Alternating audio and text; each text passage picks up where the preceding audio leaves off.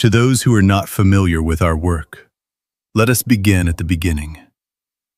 Many have come into this room using a word that is very modern: burnout. You have named a condition. You have described symptoms.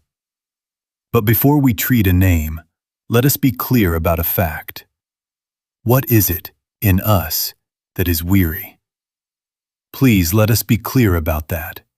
We are not commencing with a new plan for living, a new technique for managing hours and tasks.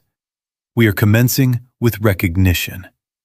Recognition of the one in us that claims fatigue, and of the one in us that cannot tire. Now, how shall I say it? The world cannot exhaust, I am. The headlines cannot drain, I am. Long hours cannot diminish, I am. What then is it that collapses at day's end, that dreads the morning's inbox, that fears the gaze of others? It is the self we have constructed to be seen, to be measured, to be safe, the performed identity. That self, because it is manufactured, must be maintained. Because it is maintained, it must be fed. Because it must be fed, it is always on duty. And duty, without inner life, becomes weariness. Please listen closely. The deepest exhaustion is not from the work of your hands. It is from the work of holding up a mask. In our way of life, we do not begin by rearranging effects. Anything in the external world is an effect. Your schedule, your boss, your market, even your body's responses. The cause is within. The cause is identity, what you know yourself to be. In proportion as we identify with the self that must be performed, in that proportion we reap strain. In proportion as we consent to the truth of I am within us, closer than breathing, nearer than hands and feet, in that proportion do the burdens lighten, not because the hours vanish, but because the burden-bearer dissolves. And so we set first things first. Meditation is not an accessory to our teaching. Stillness is not a pause between strategies. Meditation is the real secret behind all of the restoration we shall speak of. Because in meditation, we do not decorate the mask. We let it fall. We do not brace the performer. We cease from self. We do not seek a feeling. We turn within in an attitude of expectancy, that the word within us may be heard. All power is in the word, and the word is within you. Reading about peace is not peace. The experience of the presence within is peace. You will not be asked to believe something difficult. You will be invited to practice something simple. Not long vigils to impress God, not affirmations to impress yourself. Rather, short, faithful returns, morning, at midday, and again at night, to the quiet within. We shall, as we proceed, lay before you a method that can be practiced in a chair, in a hallway, at a desk, on a pillow. But for now, let the foundation be laid. Until we discern who is tired, we cannot be restored. The performer is weary. I am is not. Our work begins where performance ends, in stillness, in listening, in the willingness to let the inner government replace the tyranny of impression-making. In that order, cause first, effect later. Identity first, activity after. Stillness first, then strength without strain. Let us speak plainly. The modern condition is not merely that we have many tasks. It is that we are maintaining a self for approval, for safety, for belonging. Please let us be clear about that. We set alarms not only for work, but for image. We clock in not only to offices, but to personas. We dress a competence, we arrange a pleasantness, we curate a compassion, we merchandise a spirituality. And because these are garments worn for watching eyes, they require constant stitching. The needle never puts itself down. How does it begin? With a very small sentence that walks softly but carries an iron law. I must be seen as. I must be seen as competent. I must be seen as responsive. I must be seen as innovative. I must be seen as desirable. I must be seen as successful. I must be seen as indispensable. I must be seen as spiritual. Notice not I must be, but I must be seen. The labor is not essence. The labor is performance. And so emails are not messages. They are evidence. Meetings are not gatherings. They are stages. Even silence becomes a tactic, timed, measured, interpreted. But the mask cannot stand alone. One mask requires another. If I must be seen as competent, then I must also be seen as unfailingly calm. So I learn the smile that hides confusion. If I must be seen as indispensable, I must also be seen as endlessly available. So I carry a device to every meal. If I must be seen as spiritual, I must be seen as above irritation. So I edit my very reactions. The performance multiplies. We explain and defend. We curate and compare. We anticipate criticism and manage outcomes. We rehearse beginnings and we rehearse endings. One adjustment there breeds two here. One story told demands 3 more to keep it consistent. The calendar is full, yes, but the true overtime is inside the skull. And beneath this multiplication of roles, there is a fear that will not be named, but it is there. If the mask slips, something collapses. If I do not hold it up, love falls. If I do not keep it polished, income shrinks. If I do not stay visible, relevance fades. If I do not manage perception, control is lost. Therefore, the guard is never off duty.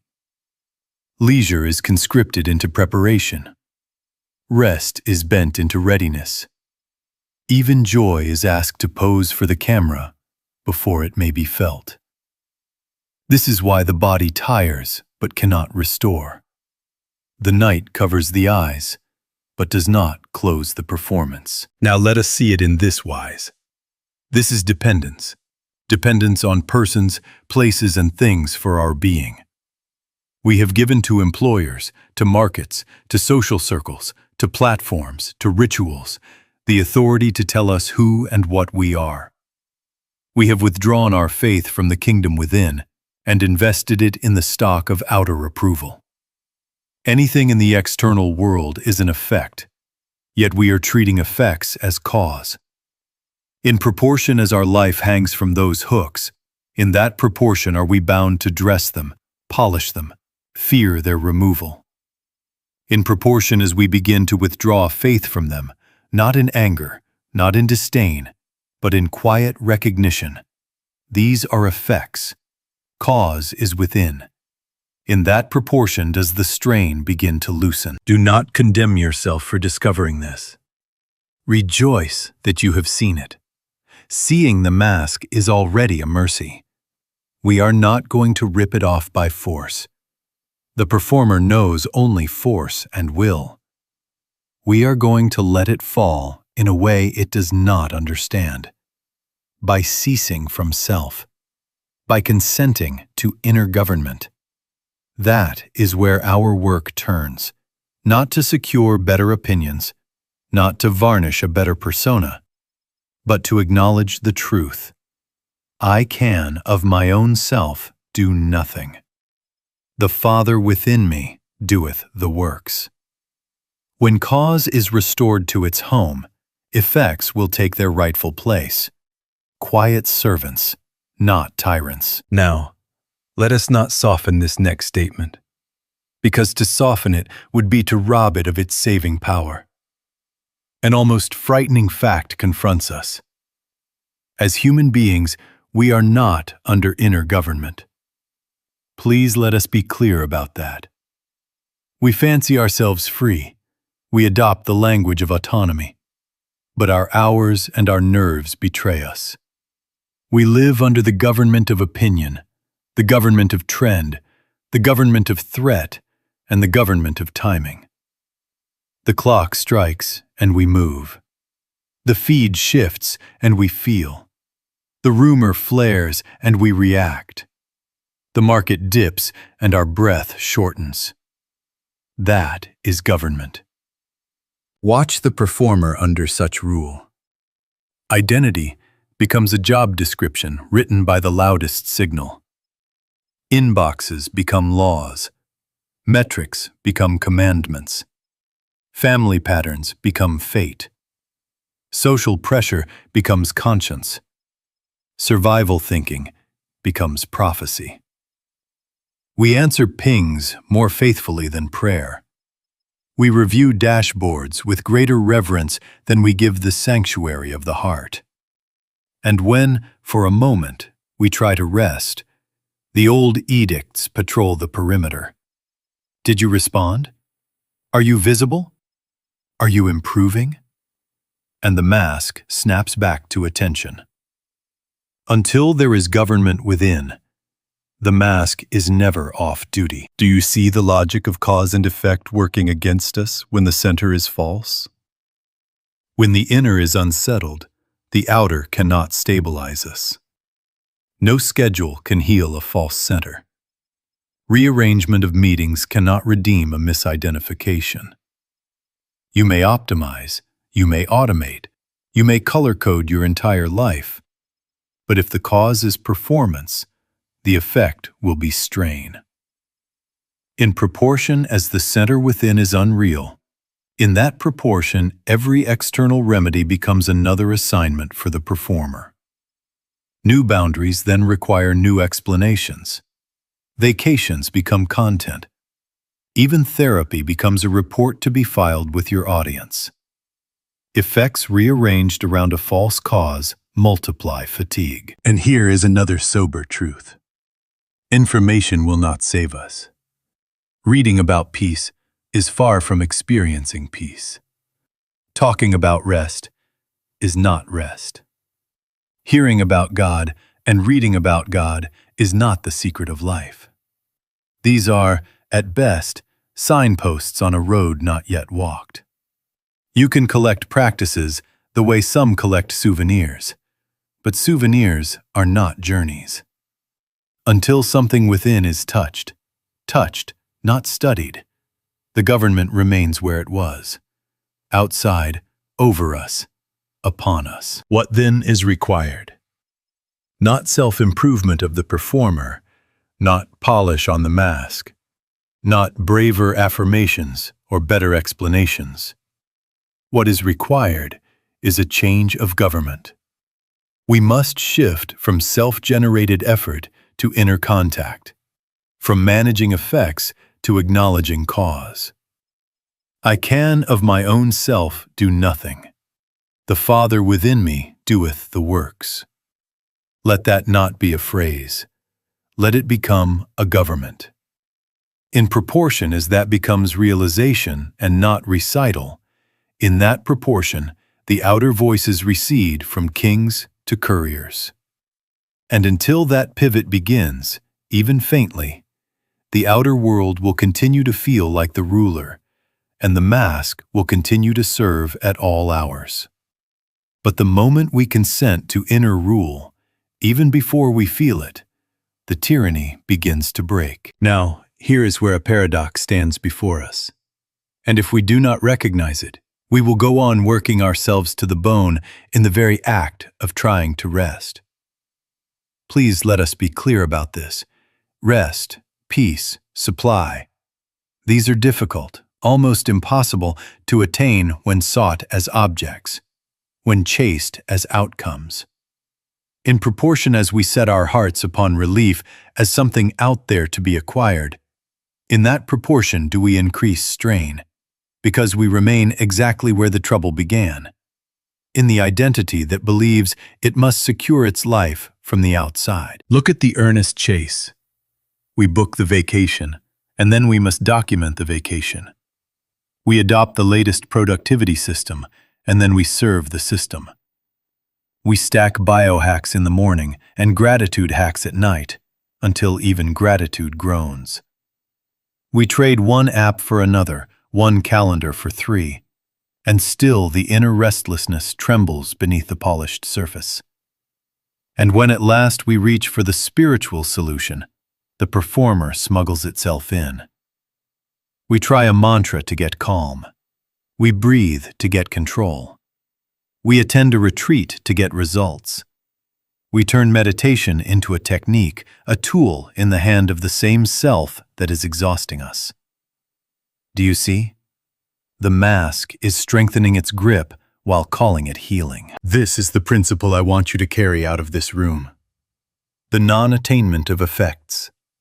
When relief is the goal, the performer remains sovereign. When peace is an object for which we strive, we have already confessed dependence on the outer, even if the outer has been relabeled practice. We are then trying to use cause as a lever to pry loose an effect, instead of bowing before cause and letting effect take care of itself. We are, as one poet said, adding to the weight while calling it rest. The reversal is this. We do not seek a better arrangement. We return to the presence. We do not aim to fix the person. We consent to realize the I am beneath the person. Still, whole, unexhausted. Be still and know that I am God. Not be still to get peace. Be still to know.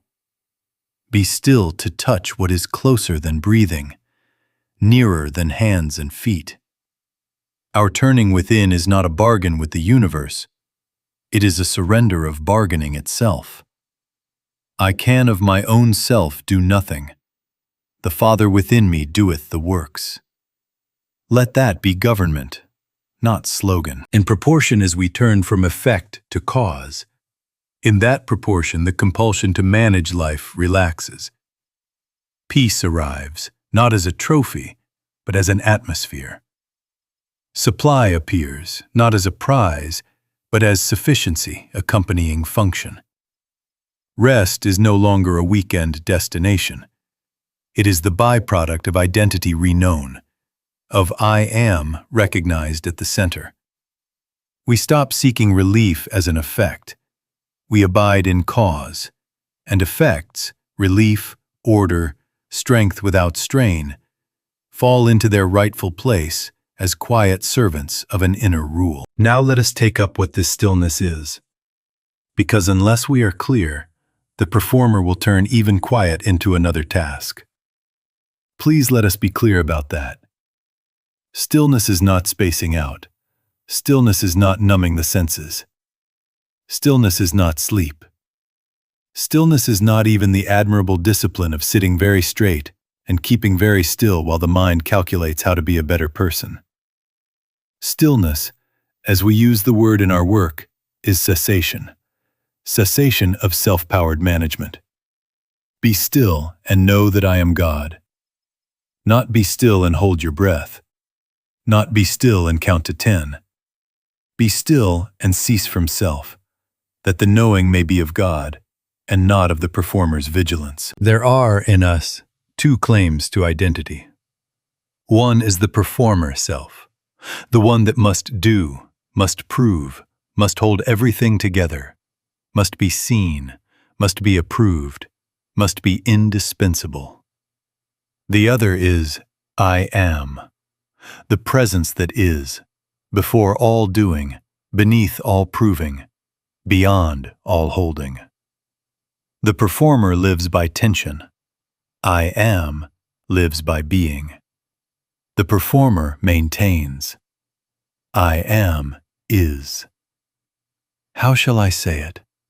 Stillness is not a coffee break granted to the performer so it can come back stronger. Stillness is the atmosphere in which the performer cannot breathe. In the presence of I am, the mask has no oxygen. It loosens, it slips, it disappears, not by moral effort, not by argument, but by exposure to what is real. Now see the mercy of this. We have been asking, how do I stop needing to be seen? And then fashioning a dozen strategies to become the kind of person who does not need to be seen, which only makes us more visible to ourselves. But in proportion as we touch the kingdom within, in that proportion the very compulsion to be seen weakens of itself. In proportion as we rest, even for a moment, in the fact of being, closer than breathing, nearer than hands and feet, in that proportion, explanations fall silent, rehearsals cease, comparisons fade. The pressure dissolves because its cause has been removed. Effects do not have to be wrestled into place when cause is restored to its throne. Here is the inner posture that makes this real. I can of mine own self do nothing. The Father within me doeth the works. Do you hear that as resignation? It is not resignation. It is release.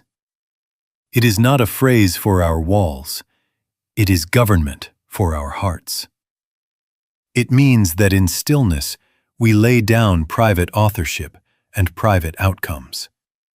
We stop initiating from fear and start consenting to an impartation. When the word within moves, it moves our thought, our word, our deed, and it moves them without strain. All power is in the word, and the word is within you. Therefore, we do not seek a better mask. We do not schedule more efficient performances. We practice disappearing as a self that must uphold itself. We consent to presence. And in the measure that we do, no more, no less, in that very measure, harmony appears as effect. Calm without posing, work without grind, love without demand. Stillness is not a holiday for the actor. It is the closing of the theater. Curtain down, house lights low.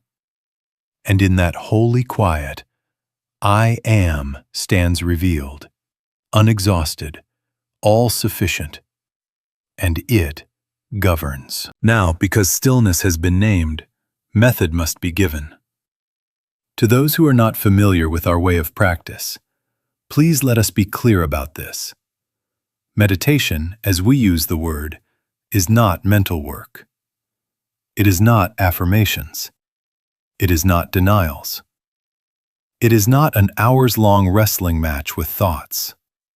It is not even a noble effort to concentrate harder. Meditation is receptivity.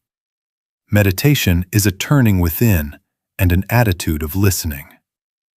If there is work, it is the work of ceasing from our own works.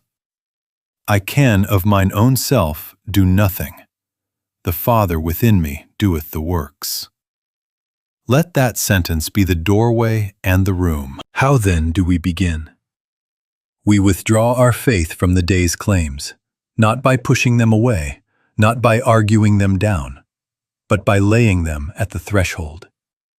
We let the emails be emails, the meetings be meetings, the relationships be relationships, and we turn the face of our attention within, toward that which is closer than breathing, nearer than hands and feet.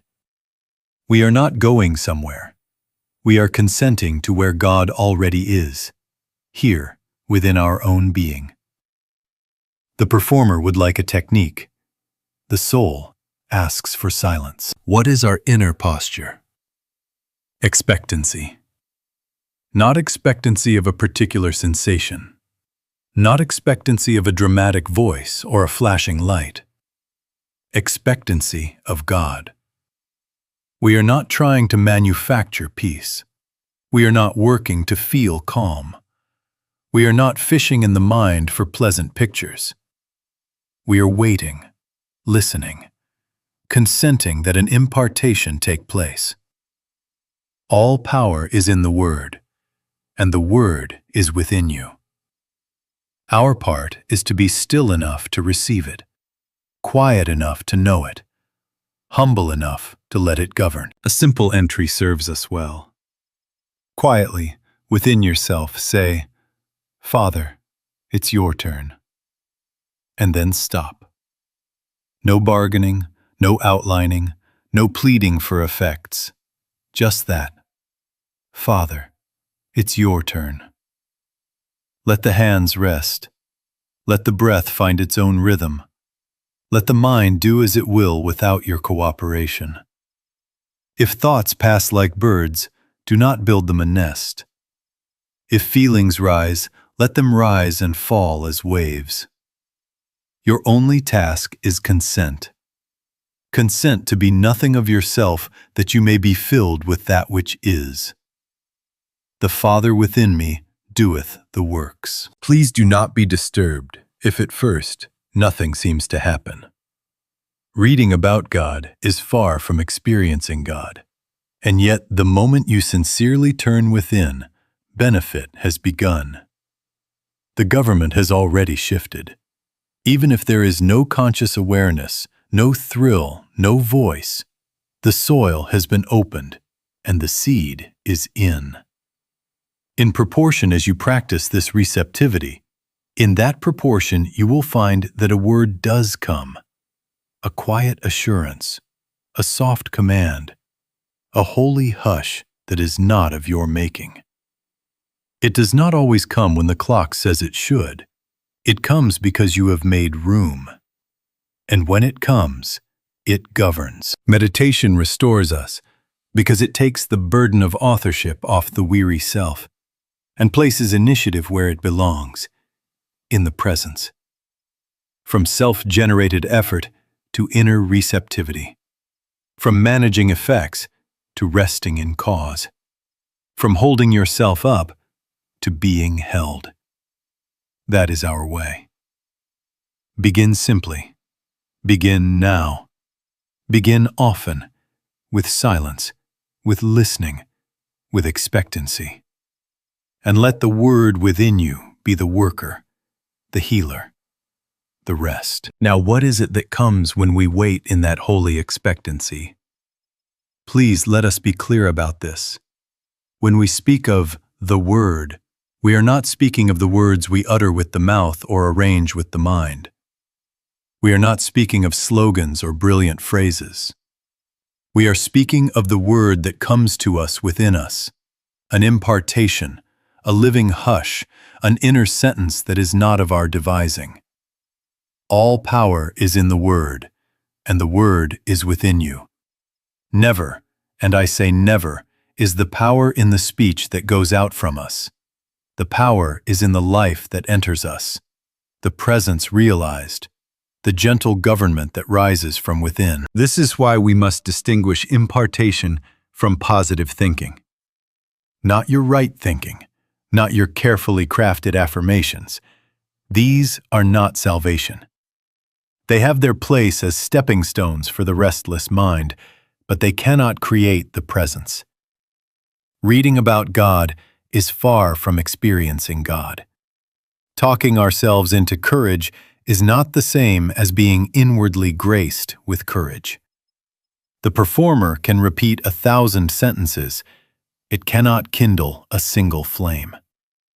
Impartation is God's own initiative moving in our awareness, closer than breathing, nearer than hands and feet, quietly saying, "Be not afraid," or saying nothing at all, and yet dissolving fear. What does impartation do?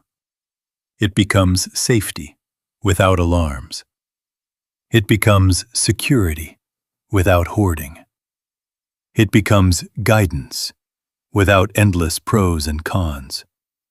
It becomes a quiet authority that needs no audience. When that word is received, decisions simplify, timings align, and a strange ease appears in the very tasks that used to grind us. We are not whipped into better performance. We are drawn by an inner rightness. The body takes its cue. The breath evens. The tongue softens. The step steadies. Strength is there, strength without strain, because cause has been touched and effect must follow. See how this answers identity fatigue. When strength rises from within, we stop borrowing energy from approval, applause, and appearances. We no longer need to be seen as calm.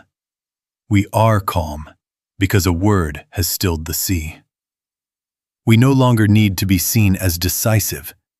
We are decisive because a word has quietly said, "This way." We no longer need to be seen as compassionate. We are compassionate because a word has melted our grievance at the root. In proportion as impartation governs, in that proportion, the mask loses its contracts and retires. And do not imagine you must wrestle down heaven to taste this. A single impartation, however gentle, can reorder a day, a relationship, a body, a career decision. One inner wait may save a month of repairs. One inner go now may open a door you could not have forced with 10 strategies. One unexplainable peace at 2 in the morning may do for the body what no fretting could ever do. This is not our persona improving itself. This is the presence being itself, in us and as us. Therefore, continue as we have begun. Turn within in that attitude of expectancy. Father, it's your turn. Do not strive for an effect. Consent to the cause. Let the word within you be the worker. In proportion as the word is realized, not recited, realized, in that proportion you will discover what it is to live from imparted life, to be upheld from the inside, to labor, yes, but to labor in rest, with strength that is not your own, and therefore cannot be exhausted. Now comes the question of stabilization. Because flashes of impartation bless us, yes, but we are not to live by flashes, any more than we live by weather. In the 91st Psalm, there is a hinge on which our freedom turns. He that dwelleth in the secret place of the Most High shall abide under the shadow of the Almighty. Please let us be clear about that. Dwelleth means to live, not to visit. Not to run in for shelter only when the rain begins. Not to make a rare appointment and then hurry back to the marketplace of impressions. To dwell is to make stillness our address, our climate, our normal. Freedom comes when stillness is no longer an appointment. It becomes our dwelling place. Many of us have used stillness as an emergency room. Trouble strikes, and we rush inward for triage. This mercy is real, but it is not yet government. As long as stillness is an ambulance, the mask remains chief of staff except in a crisis. Abide in me, and I in you, says the 15th chapter of John, not visit me when frightened. Abide means this: carry the awareness of I am, closer than breathing, nearer than hands and feet, into the whole day, so that the day no longer dictates your identity. Emails may still come, deadlines may still stand, the world may still demand, but it cannot define. Dwelling is not escape from the street. It is presence on the street. What does this look like in the hours? It is walking without the inner argument to be someone. It is answering an email while inwardly consenting, "Father, it's your turn," so that the tone carries grace rather than strategy. It is parenting without rehearsing the part, listening, correcting, guiding, yet free of the theater that asks, "How am I doing?" It is creating without auditioning, letting ideas come because cause has been touched, not straining to appear original. The hands work, the heart listens. The tongue speaks, the ear within remains turned. We are not split, we are integrated. Activity without the performer. In proportion as we dwell, in that proportion, the outward pressures lose their authority. The market may dip, but it cannot decree your peace. A message may be delayed, but it cannot withhold your sufficiency. A face may frown, but it cannot cancel your center. Why? Because effects are no longer being consulted for identity. Cause is enthroned within, and the shadow of the Almighty, conscious presence, becomes the atmosphere in which we act. Not your right thinking, not your bravado, but the word realized within you, the quiet, governing impartation, holds the field. So tasks remain, but identity performance ends. Responsibility remains, but strain departs. Engagement deepens, yet explanation evaporates. We do not become indifferent, we become rightly related. Cause before effect, inward government before outward response. And if you say, "Will I lose my edge?" hear this: you will lose only the edge that cuts you. What stays is the clean line of function. Work done in rest. Love offered without demand. Decisions made without the drumbeat of self-justification. He that dwelleth, he that lives here, finds that life becomes direct. The world may still demand, it cannot define. We dwell, and under that shadow, the mask has no law. Let us now make this wonderfully simple. We are not adding a project. We are establishing a rhythm that breaks the spell of performance. 2 or 3 minutes, repeated 3, 4, even 5 times a day, morning, midday, and night, turning within, listening, consenting. Please let us be clear about that. Not labor, not planning, not fixing, not affirming, not begging. Listening. Receptive stillness. I can of my own self do nothing. The Father within me doeth the works. Those minutes, given often, outwork more deliverance than one occasional hour of heroic effort, because the performer cannot rebuild what is quietly dissolved again and again. The morning return is first. Before the world names you, before the device speaks, before the inbox appoints you to 10 committees, sit on the edge of the bed or in a chair, hands at rest, eyes gently closed if you can. Whisper within, "Father, it's your turn." Then stop. Do not outline the day. Do not pre-solve conversations. Do not strike bargains for outcomes. Be still and know. Let the inner government be set before the market opens, before voices claim your identity. In proportion as you yield here, in that proportion the day moves under a different sky. You do not enter the world to secure yourself. You enter as one already centered, closer than breathing, nearer than hands and feet. The midday return is interruption. Somewhere between the pressures of the morning and the demands of the afternoon, call a halt. Even 2 minutes in a parked car, a quiet corridor, or with eyes open at your desk, softening your attention from objects to presence. Lay down the tools. I can of mine own self do nothing. Fold the hands mentally, if not physically. If thoughts come tapping, let them pass unentertained. You are not improving strategy, you are changing government. The performer, always hungry at noon, finds no meal here. Each interruption weakens its contracts. Each listening strengthens that subtle impartation which orders without strain. The evening return is release. Before turning out the light, refuse rehearsal. Do not rerun the meeting. Do not edit your words for the 10th time. Let the rolls fall off the day like coats onto a chair. Father, it's your turn. Sit with that. No postmortems, no future casting, no petitions for effects. Listening, not labor. Allow the inner presence to complete what you attempted, to dissolve what you cannot carry, to speak if speech is needed, or to hush you if it is not.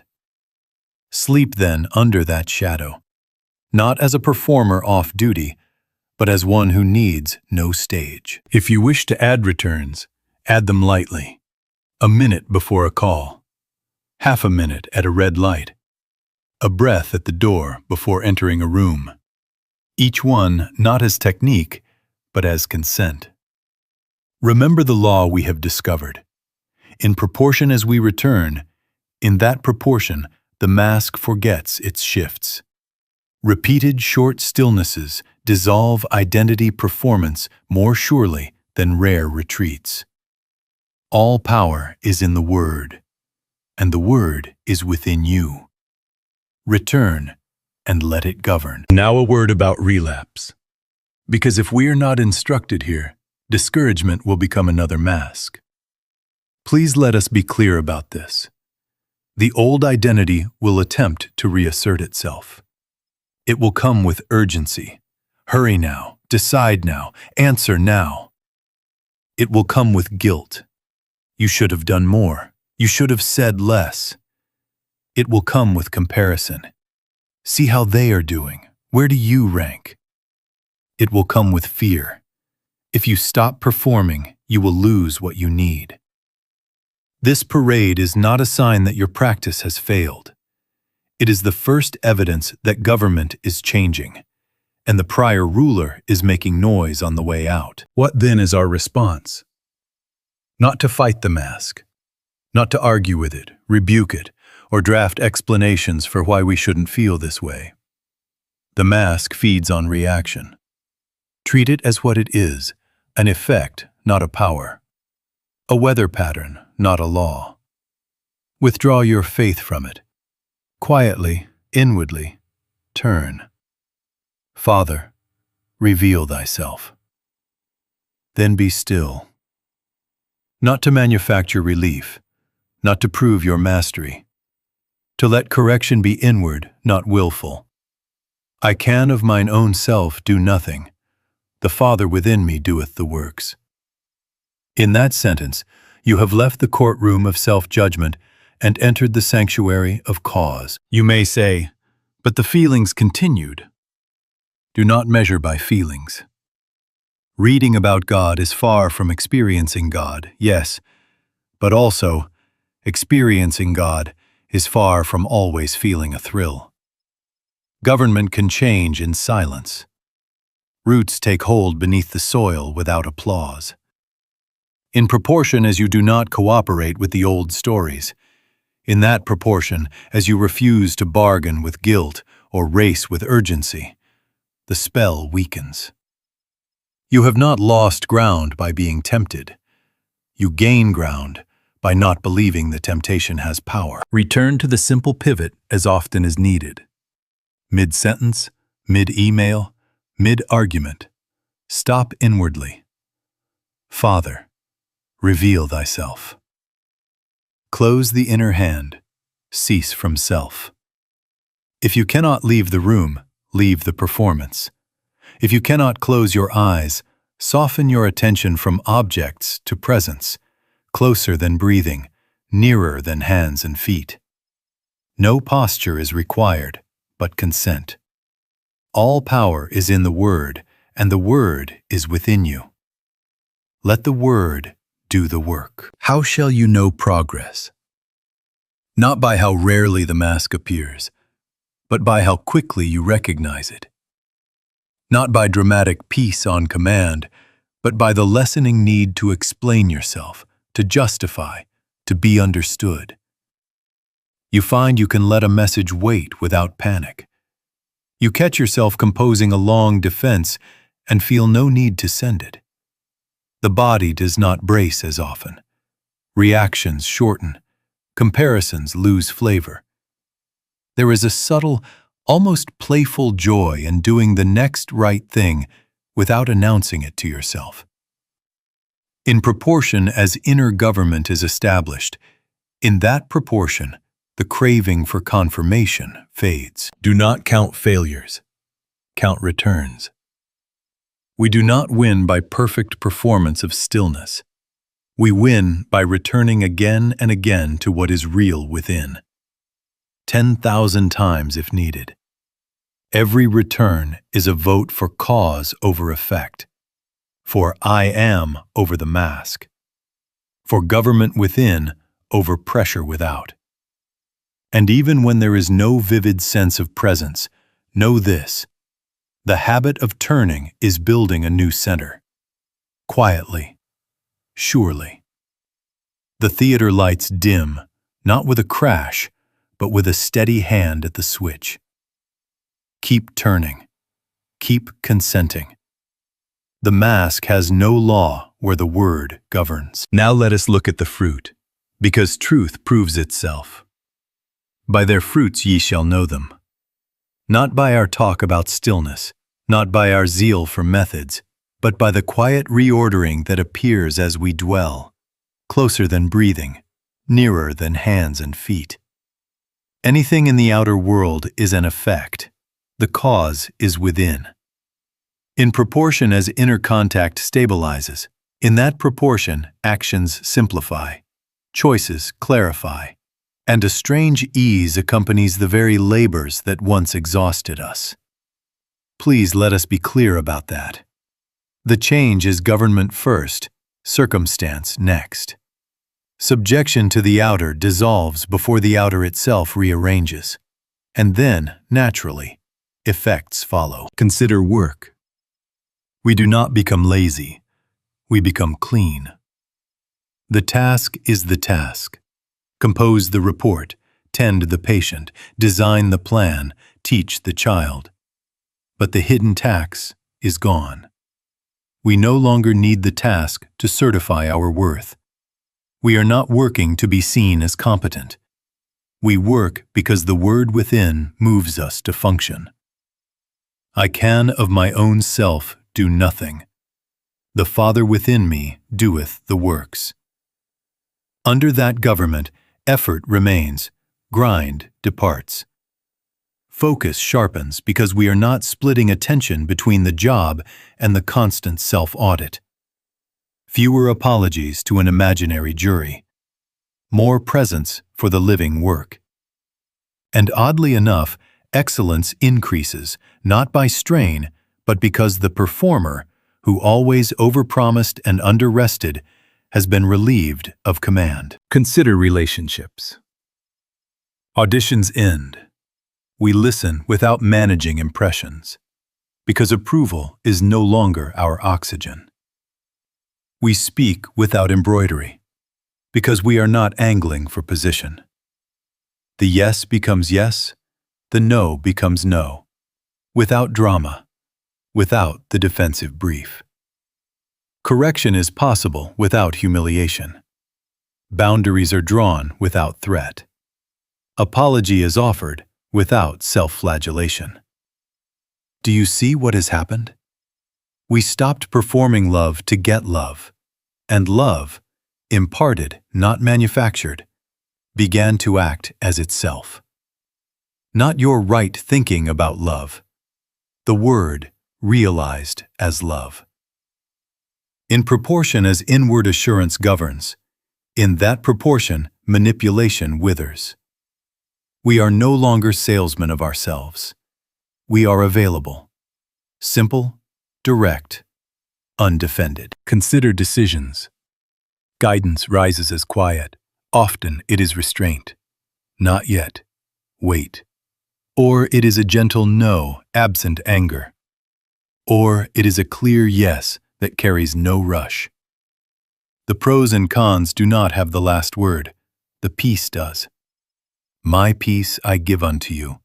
And when that peace appears, the calculus wraps itself around it.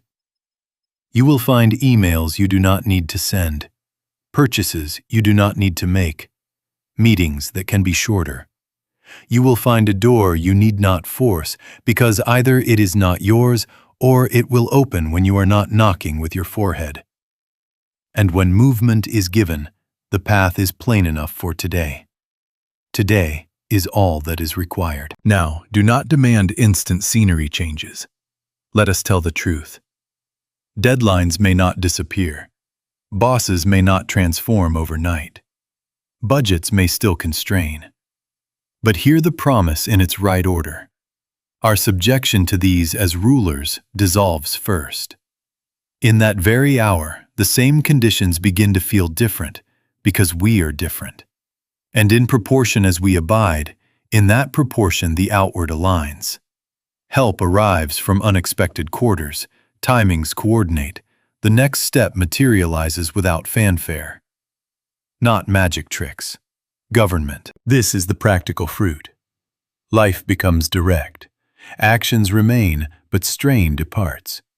We are not less engaged, we are rightly engaged, cause before effect, presence before performance. Keep the simple returns, morning, midday, night. Keep the listening. All power is in the Word, and the Word is within you.